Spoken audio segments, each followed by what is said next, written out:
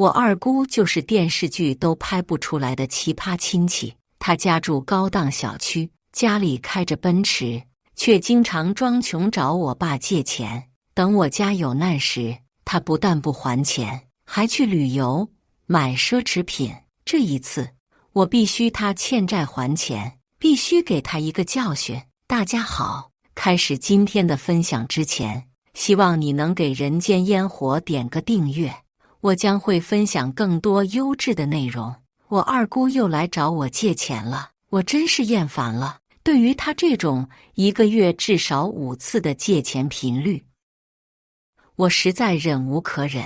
第一次态度算是强硬的，给他回复了条微信，可以借你钱，但是如果你这次不能保证按时还我钱，我不会再借钱给你了。去年借的钱，他到现在都没还清。过了1分钟，我二姑史无前例的给我发了一长串的字，我隔着屏幕都能感受到他的愤怒。刘真，你现在真是飞黄腾达有能耐了。我今天就想问问你，你妈走的那年，是谁在家带你？你读大学缺学费的时候，又是谁巴巴的去学校给你送钱？你现在就是这么做人的。我二姑在我大学时帮了我一次，真能让她惦念3生3世，最后还不忘撂狠话。你放心，我这辈子都不会再找你借钱了。我马上把欠你的钱还你。我真是苦笑不得，一口怨气提到嗓子眼，对他一句随你。他一个欠钱的，这么理直气壮，话都说到这份上了，欠我的钱还是没还。那天晚上我彻夜未眠，第二天我挂着黑眼圈去上班。一大早我收到我表哥我二姑的儿子发来的微信，以后不用再联系了。然后他微信直接把我拉黑了。我当时的心情简直比吃了翔还难受。我 TM 到底是犯了什么罪大恶极的事情了？我刚毕业2年，工资不高，我让一个借我钱的人按时还我钱，难道不对吗？因为这事儿，我整整失眠了1个月。结果我在这纠结难过了大半天。我二姑一家人欢天喜地跑去三亚旅游去了，我真的蠢笑了。哥这自虐呢，关系都成这样了，不老死不相往来都不好意思。结果我二姑脸皮厚，直接把魔掌伸到我爸身上去了。我爸本来打算这个月买车，车都看好了，不贵，才5万，那是我和我爸省吃俭用攒了1年的钱。结果他支支吾吾了半天，最后给我来句暂时不买了。我百思不得其解，怎么又不买了？我爸怕是也知道自己瞒不下去了，老实交代，我把买车的钱都借给你二姑了，他家急需要用钱。我真的一个大无语。他儿子把我微信拉黑，他还好意思找我爸借钱？我愤怒到了极点，急着用钱，还跑去三亚旅游。我们这些人辛辛苦苦挣的钱，就是为了供他们一家3口出去潇洒吗？自己欠了别人一屁股的债，就是不还，先满足自己高消费了再说，怎么这么不要脸？我爸解释，不是，那旅游是陈庆他们单位组织的，不花钱。我嗤之以鼻，哪个事业单位还组织员工去三亚旅游？告诉我，我去纪检委举报。这种鬼话他也瞎编得出来。我爸叹了一口长气，很无奈。你不知道，你哥在外面欠了高利贷，高利贷都快要债到公司去了。你哥好不容易考上事业单位，这事儿要闹大了，饭碗都保不住。哇，牛逼！我哥果然被赶，难怪之前好几回找我借我的身份证，说是要以我的名义去办信用卡。我不借，他还很生气。我直接没好气的总结，感情他家买了2辆奔驰，住的高端楼盘，是借的高利贷，然后兜兜转转，最后还是让我们这些小老百姓来帮他，还是吗？这生意会算，我爸特别重亲情，他不喜欢我这么说话。我估摸着，以我二姑的人品，他绝对是用另外一个版本阐述了我俩吵架的事情。最后，我爸特别一本正经地教训了我一顿。算了，都是一家人，打着骨头还连着筋呢，能拉一把就拉一把。你平时说话也别太冲了，他再怎么着也是长辈，是你的亲姑姑。你没搞错吧，爸？我简直冤枉极了，我以为借钱这事儿算是翻篇了，没想到这才是贪得无厌亲姑姑长篇肥皂剧的开头，高潮还在后面呢。妈的，我真的怀疑我二姑是想拉着我们全家和她共沉沦，借我爸买车的钱就算了，还丧心病狂的要搞我大姑的赔偿款。那可是我大姑父去年工地意外去世，保险公司赔的钱120万，他一张口就要借110万，怎么不去抢？我后来才知道，我哥那个混账东西为了绷面子，天天吃香的喝辣的，在外面欠了将近100万的高利贷。我先在这里介绍一下我家的情况。我爷爷有3个孩子，我爸和2个姑姑，我大姑还是抱养的，我不偏颇。我爸重亲情孝顺，我大姑更是孝顺2.0，老好人一个。至于我二姑，我只能说，可能我奶奶生她时琼瑶剧看多了，导致她3观极其不正。我爸借她的钱简直不够塞牙缝，高利贷追债的电话一个接着一个，紧急联系人都打到我手机上来了。这么大一笔钱，我大姑一个靠拿微薄社保金的穷逼也不敢直接借，找我和我爸商量。我给他出主意，你就说让他儿子先去做房屋抵押，130多平米的房子，多少能贷出几十万，不然全找你借，是疯了吗？那钱可是我大姑父拿命换来的赔偿金。意思传达了，我二姑那边很快就回了话，房子做不了抵押，还在按揭贷款，房产证在银行。这不是放狗屁吗？骗我大姑不懂法，也不怕我大姑父晚上来找他。我真是受不了他把我们当冤大头。我马上当着我爸和我大姑的面，给银行信贷部的一个朋友打电话咨询这件事情。我朋友一脸笃定，可以贷款呀，没问题。而且你哥又是事业单位的，工作稳定，这种情况办理贷款更容易审批下来，一点问题都没有。我挂掉电话，给他们一个看吧，你把他当家人，他把你当瓜娃子的眼神，你就直接和他说，我这边了解了，可以贷款，实在不行，我还可以带你去，看他怎么说。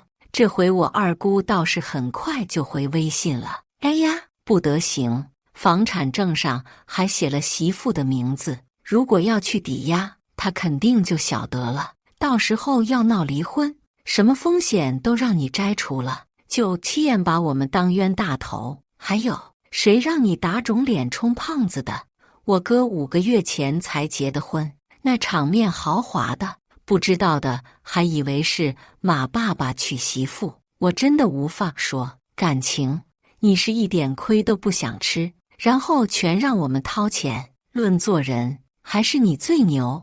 我直接和我大姑明说，行，这钱你要是借了，我大姑父估计都死不瞑目，我二姑会不会还你钱，你自己清楚。最关键的是，你们再这样纵容我哥，他这次敢借100万高利贷，下次就敢借几百万，反正都有你们兜底，不把我们统统弄成穷光蛋，他心里过不了那个坑。不信的话，你们就借吧。最后我大姑回去想了2天，听了我的劝，一狠心没借。然后我二姑直接把这笔债算到我头上了。2个月以来，破天荒给我打了个电话，上来就劈头盖脸的骂我，找我亲姐借钱，关你什么事？怎么哪里都有你？刘真，我说句真话，我这个姑姑对你不薄吧？你就是这么感恩的，你还会不会做人了？我二姑真属于给我买根棒棒糖都不忘添加一句以后一定要记得我的好，回报我哟的那种人。我直接笑了，要不是你是我亲姑姑，我才不给你借800回的钱呢，真是给你借习惯了，一旦不给你借钱，你还骂我不是人了。我二姑气得火冒三丈，她气，我也气，比起气，我更是伤心。我亲姑姑居然这么说我，比捅了我一刀还难受。过了几天，我二姑可能真是被高利贷催疯了，凌晨2、3点都在给我爸打电话，也不管人家睡没睡，哭的那叫一个凄惨，说自己已经无路可走，要去跳楼了。他人品已经差到没有任何人借钱给他了，听说不管是认识的还是不认识的，借钱都是微信直接群发，真是不要 face 了。然而平心而论，讲实话，我二姑也是惨，她老公是个人渣，年轻时就出轨，还经常家暴她，有好几次都被打得鼻青脸肿回娘家。我爸因为这事儿还和我二姑父打了几次架，直接放狠话，再敢欺负我妹妹，我一定把你丢局子里去。我听我爸说，我二姑因为她儿子捅了这么大篓子，找她老公要钱，我那二姑父直接回了她一句：谁的儿子谁管，不要来找我，我没钱。这顶级渣男，更过分的是还直接把他微信给拉黑了。我擦，感情他儿子微信拉黑人的技术都是跟他那个不负责任的渣爸学来的。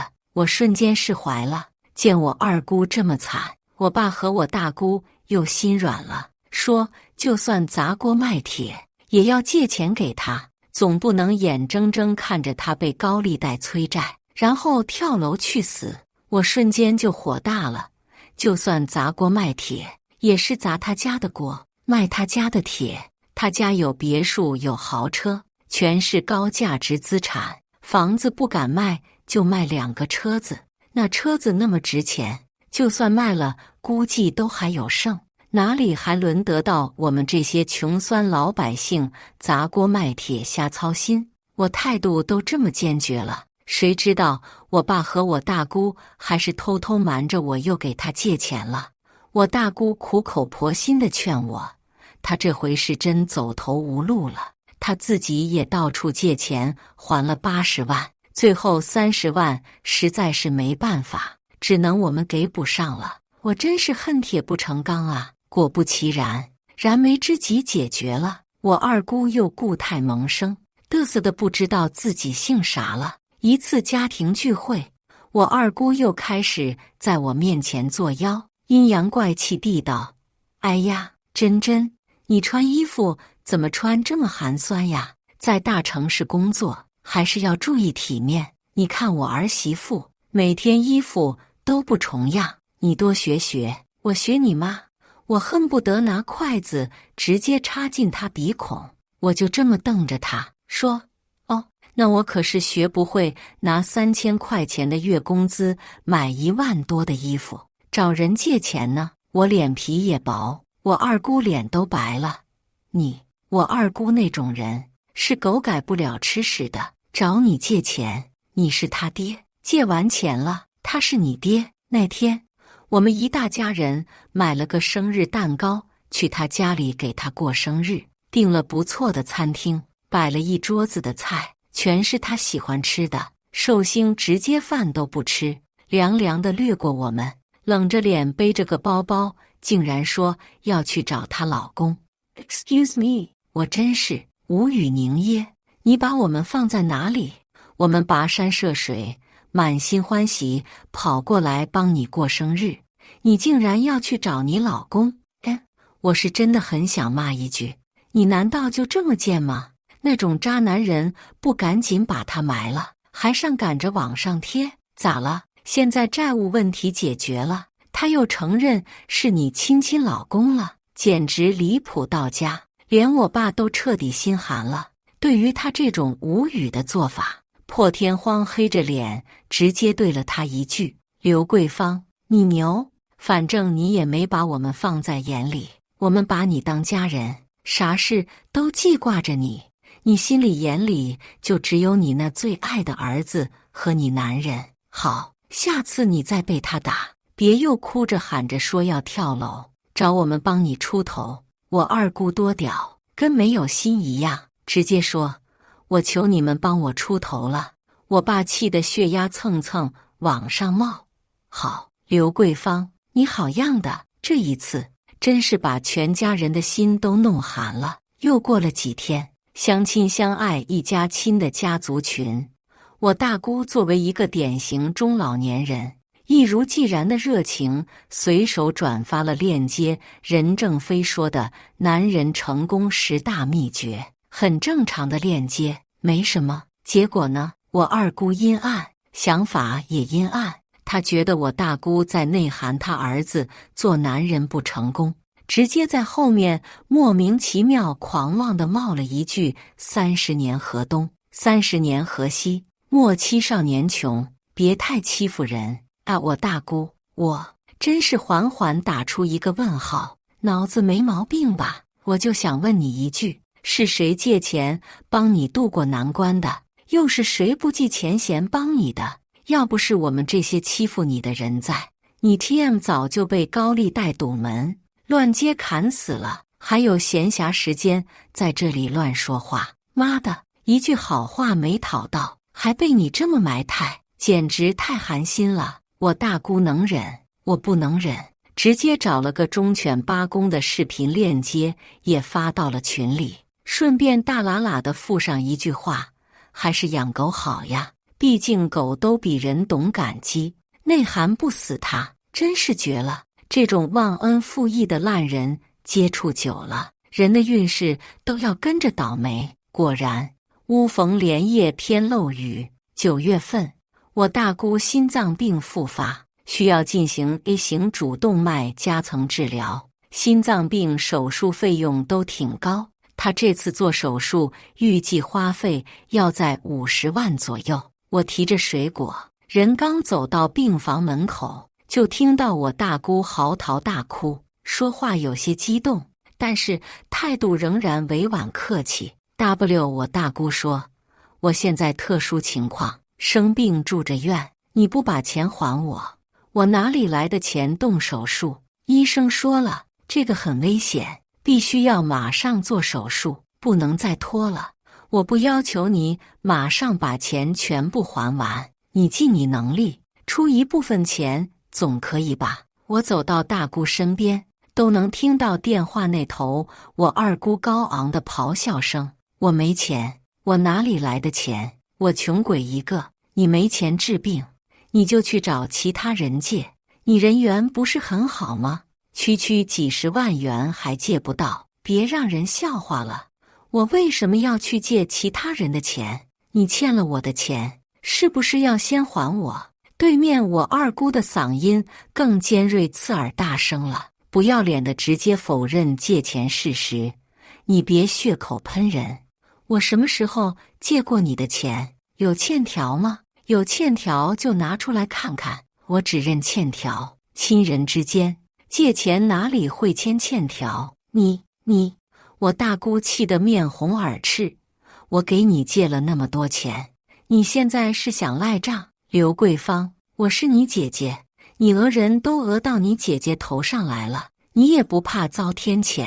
我大姑脸瞬间通红，麻耶！我吓坏了，把水果甩地上，赶紧跑过去灭火劝她：大姑，你别气，别动怒，千万别动怒。我看到她那样子，生怕她一口气没抽上来，陪我大姑父去了。手机听筒传来的话语更加恶劣，也丝毫不在意自己姐姐还在生病住院，遭不遭天谴我不知道。我再说一遍，我现在没钱，你的医药费你自己想办法，别到时候我还没遭天谴，你到自己心脏病挂掉了，到时候还赖到我头上，我承担不起这责任。砰的一声，电话挂断。这 TM 还是不是人了？说的是不是人话？欠钱赖账不还，还敢这么嚣张，居然还敢咒自己姐姐去死！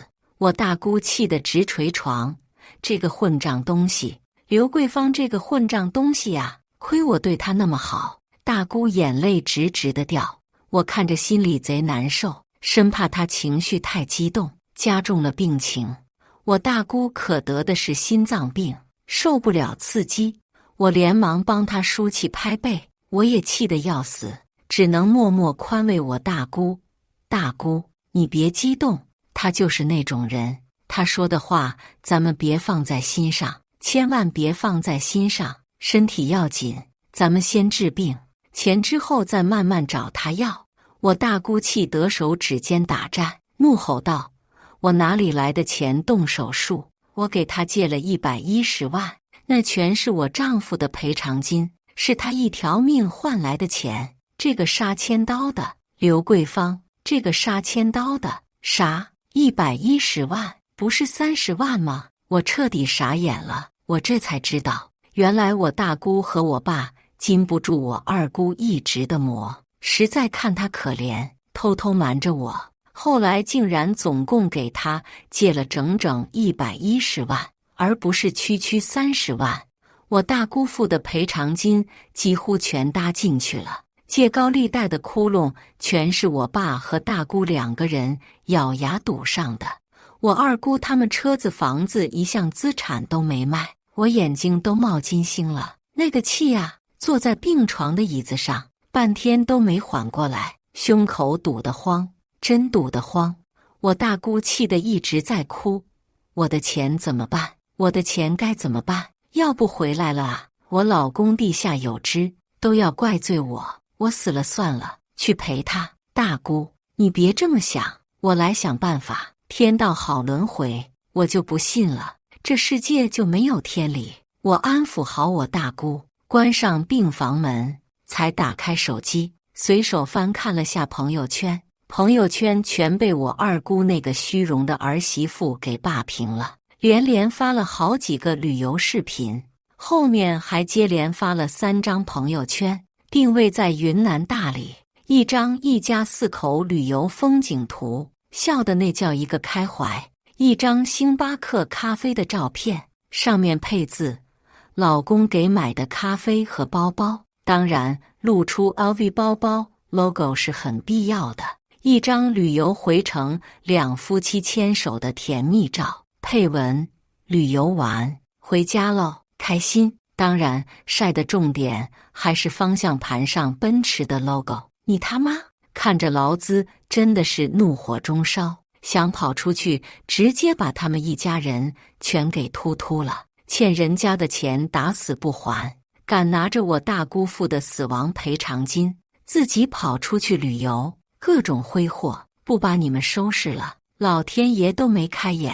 我一定要给我二姑狠狠一个教训，把我大姑和我爸的钱一分不差的要回来。没有人收拾他，就让我化作正义的光。我把这事儿原封不动地告诉了我最好的闺蜜罗阳。罗阳听了后拳头都硬了，她是我哥单位的同事，早就看不惯我哥那张扬的性格。罗阳沉思，默了2秒，问：那你打算怎么要钱？我半垂着脑袋捋思路，向闺蜜罗阳分析现目前的情况。他们之间没签借款合同，没有欠条，银行转账备注也没有直接写明用途是借钱，但是从微信上套话，套出点电子证据，证明他们之间存在借贷关系也不是很难。现在最大的问题是，这钱是我二姑找我大姑借的，债务方是我二姑，和我哥没关系。那房子车子全在我哥的名下，他妈一穷二白的，名下也没有任何财产可供执行。咱们就算拿到证据告他，最多也就多一张法院传单，没钱还就是没钱还。这么做就是脱了裤子放屁，尽做无用功。罗阳抠了抠脑袋瓜子，叹气：是呀，这还真是有点麻烦。咱们现在又不是在古代，还流行父债子还那一套。我想想，我好好想想，我必须得想个万全之策，把我二姑和我哥紧紧捆绑在一起。我是学财务专业的，但法律知识多多少少也懂一点。我在桌上画着人物关系图，脑子转得飞快。我大姑借钱给我二姑，我二姑肯定会立马转钱给我哥。哎，对了，只要想办法能证明我大姑在借钱时就知道这钱是我二姑用来还给我哥还债的话，这就构成法律层面上的委托代理关系了呀。这样事情就好办多了。我想通了之后，立马找我律师朋友确认是不是可以这么操作。毕竟我不是专业的律师，做什么都得要有法可依才行。律师朋友很快就回复了我，对，没错，是这么个道理。那么我现在就只差拿到证据了，找到了解决办法。我激动的都要跳起来。走法律程序是手段，我还得让我二姑他们一家人心甘情愿给我们道歉，乖乖的把钱给还了。我凑近闺蜜的耳边，把我想到的招告诉她。我闺蜜一脸坏笑，刘真，你这人可真损，还是连环套呀你。我笑，那可不，宫廷剧可不是白看的，好戏正式开场了。杀人不过头点地，打蛇就要打7寸。我要做的第一件事情就是让我哥直接在他单位社死。我哥不是最在意他那公务员的工作吗？我二姑不是天天把他儿子那单位挂在嘴边吹嘘吗？那我就直接把他那虚伪的外套给他拆了，看他还怎么显摆装 lax。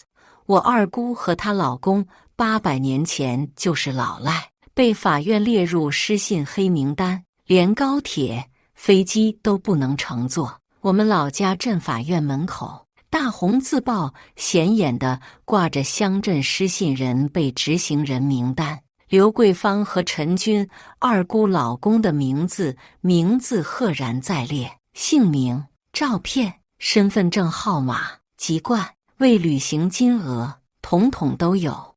我周末特意搭车赶回老家，用我那众人垂涎的超高清像素华为手机拍了他俩的清晰绝世靓照，发给我朋友罗阳。罗阳秒回，收到。接下来就看我表演了。他很快就在朋友圈发了我二姑他们老赖夫妻的高清头像，配文：路经某镇，随手所拍。做人还是要诚信，不然就要像这样被公开处刑了，太丢脸。如下图，并连发了3个捂脸的表情。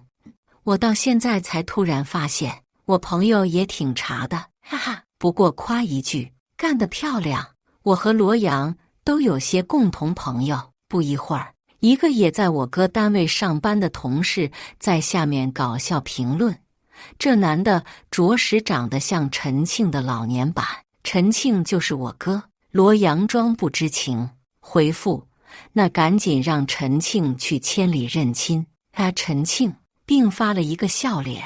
我闺蜜妥妥的人脉网，她单位同事1半以上的微信都添加了。我朋友圈看不到他们单位同事的评论，只能干着急。我太想知道后续了，追着他问：怎么样了？怎么样了？罗阳将评论和私信录成了一个小视频发我，末了回了我一句：嘿嘿，比想象中传播得快。你瞅瞅，评论区可热闹了。这可真是要谢谢我大哥了，感谢他当年结婚那么张扬，请了一大片的单位同事，哪怕只是和他有过点头之交的人。这哪里像呀？这就是陈庆的爸妈，参加他婚礼的时候见过。他爸妈是老赖，还有不好意思当面评论，直接私信的。他天天开个奔驰车，爸妈是老赖，连5万块钱都还不起，真是没看出来。昨天还在晒高端家具，这脸打的，哈哈，这回真是丢脸丢到太平洋，怕是今天开的奔驰车都不香了。一传十，十传百，不到1天时间，全单位都知道他爸妈是老赖了。我哥直接在单位社死，有钱贵公子人设崩塌。看你买了奢侈品衣服，还敢不敢穿出去装 X？ 晚上，我朋友又给我发来了他和我哥的聊天截图，我躺在床上盯着截图，嘴角都要笑歪了。陈庆，可以麻烦你把朋友圈的照片删除了吗？我真是要笑死！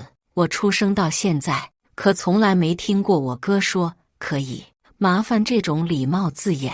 罗阳，过了有半个小时，陈庆，这是我爸妈，你这样不太好。罗阳装无辜，啊，这真是你爸妈呀？同事评论我还不相信呢。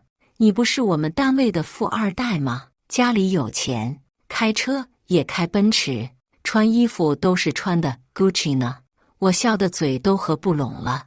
多说话你就多说点，内涵不死他，哈哈哈！看你还怎么装逼！我哥在那边装死，没回复他了。听罗阳说，经过他这移动大喇叭这么一广泛传播，再加上单位人都八卦，我哥最近都不好意思嘚瑟开奔驰车，开始骑小黄单车去上班了。我心里暗爽到不行，接下来该好好算算赖债这件事了。我正式开始了我的追债计划。我不仅要回钱，我还得让他亲自给我和我大姑道歉，乖乖的把钱给我还了。我先让罗阳天天在微信发布炫富朋友圈，设置仅对我和我哥所见。炫富之后，就开始炫投资收益，配文新兼职，今日轻松收益破万。就这么连续炫富和炫收入1个月后，我哥这个蠢人终于上钩了。我太了解我哥这个人了，屁本事没有，天天就在找挣钱项目，幻想着不干事就在家里躺着就闷声发大财。他怎么会错过这个千载难逢的机会呢？果不其然，我哥心动了，屁颠主动来咨询罗阳是在哪里发的财。罗阳直接给他回复，可以带他一起发财，不过还得咨询另外一个合伙人的意见。另外一个合伙人就是我，必须得我点头同意，他才能加入。我等了1周，也没个动静，有些着急了。我哥可是重面子的人，他才刚对我放完狠话，说再也不要和我联系了，现在又转过头低声下气求我，多多少少是有点打自己的脸。又焦虑地等了2天，嘿，我哥上门了。我心里冷笑，果然还是人民币的魅力大呀。我打开了门，倚在门边，这回该我居高临下了。哟，稀客，我二姑也来了呢。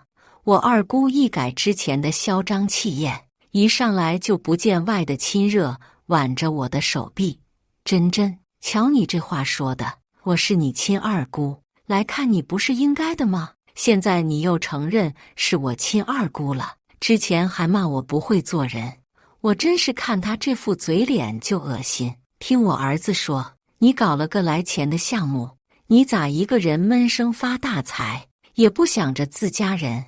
他笑得贼虚伪，让你哥也加入，咱们全家人一起发财。我插着手，冷哼一声，睨了一眼站在门边至今一言不发的男人。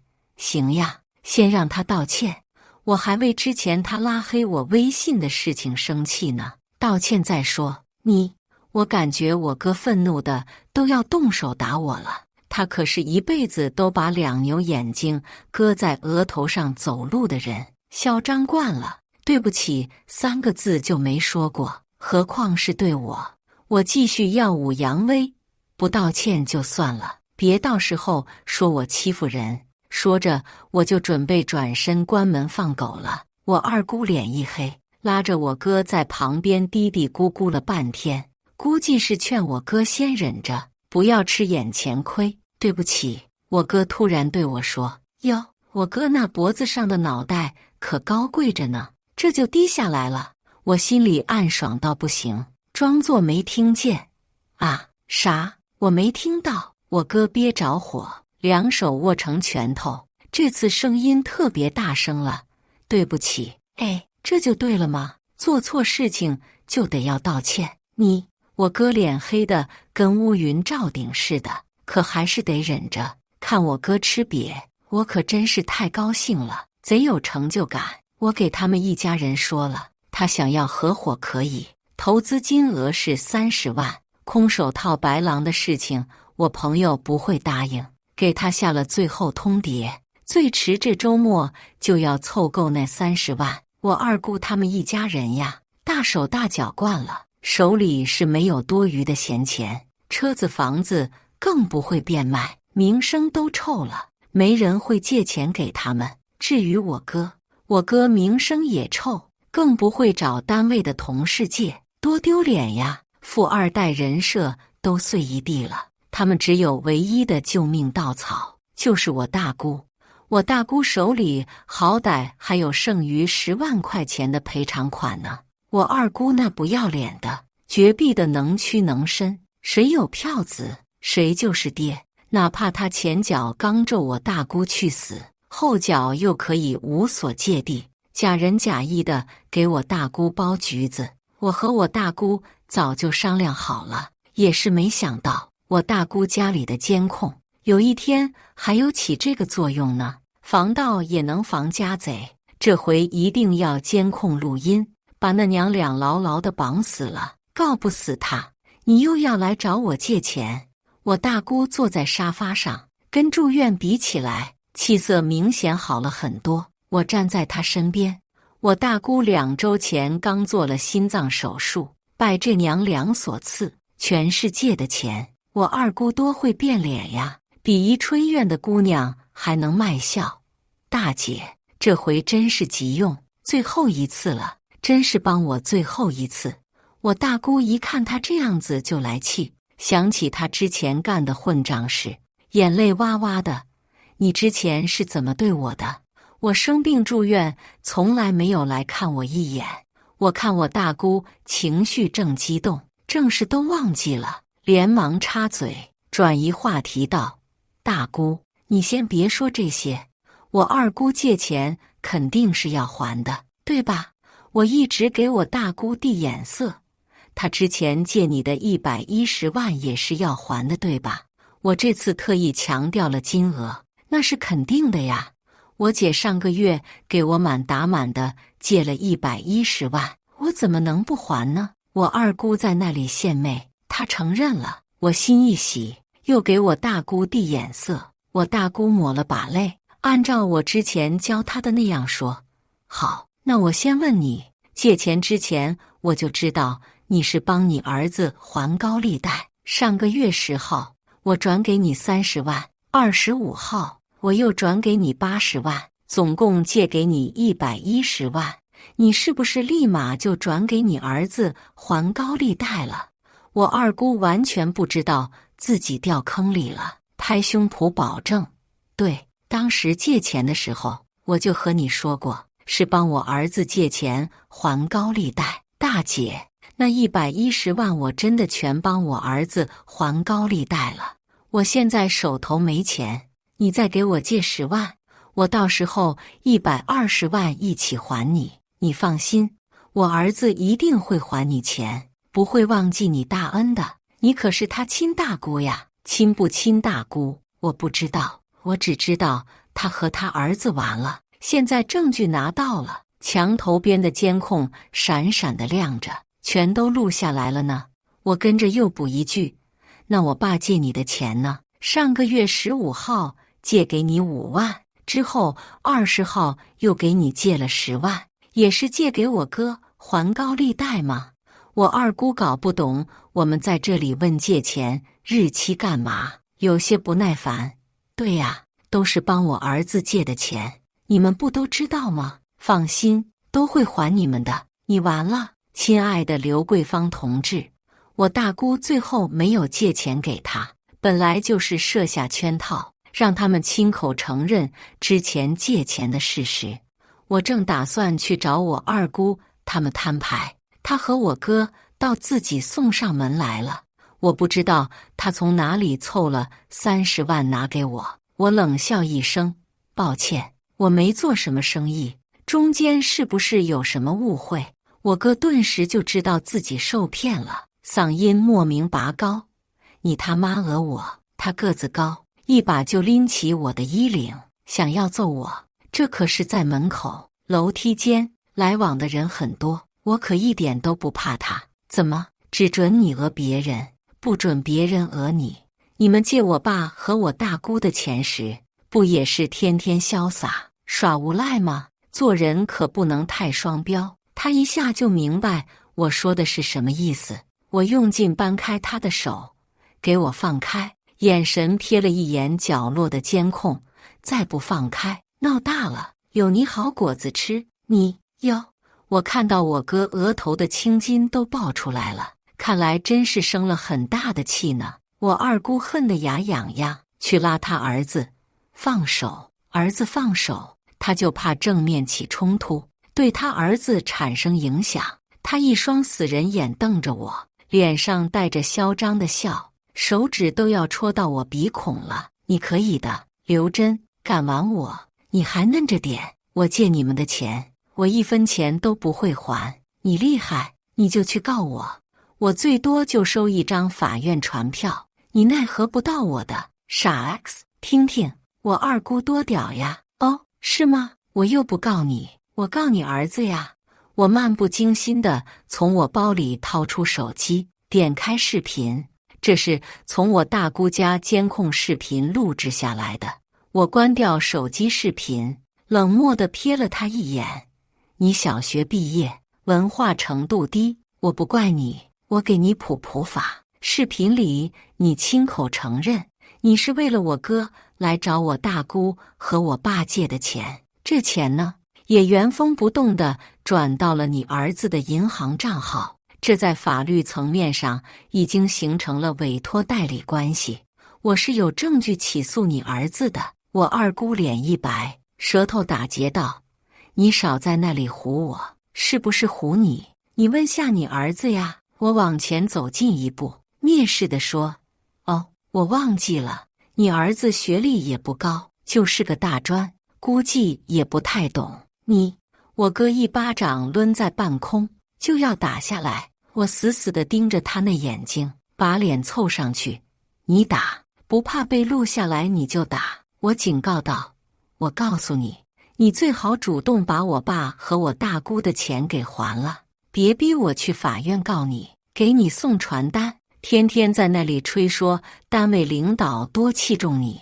以前和你打官司我不知道情况，可现在你单位的人都知道你爸妈是不还钱的老赖了吧？你说，要是这官司真要打起来了，先不说你必输无疑，这法院传单要贴到你公司大楼里去，你这仕途全毁了，那领导还敢给你派重活吗？都怕你把钱给卷跑了。编制内的员工，个人名誉可比命还重要。我哥脸一阵红一阵白，显眼是没想到这还是个连环套，整个气到不行，凶狠的一把推开我，嗓音粗暴：刘真，你够狠，还没闹上法庭。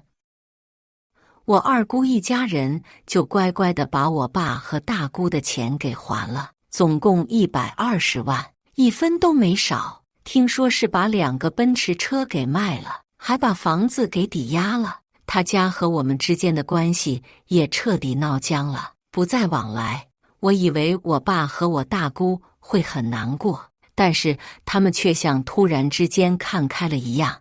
可怜之人必有可恨之处，再深的爱也经不起一而再、再而三的伤害。再后来，听闺蜜罗阳说，我哥因为纪律问题被单位开除了，他老婆也和他离婚了。也是靠钱维系的婚姻，终究也会因钱而散，只是时间问题。而我二姑呢，听说她又被她老公家暴了，现在正在打离婚官司。只是这一回，她在哭，也没人帮她擦眼泪了。以上就是今天分享的故事。大家有什么想说的、想吐槽的，欢迎在下方评论交流，也更希望能给人间烟火点个订阅。我将会分享更多优质的故事内容。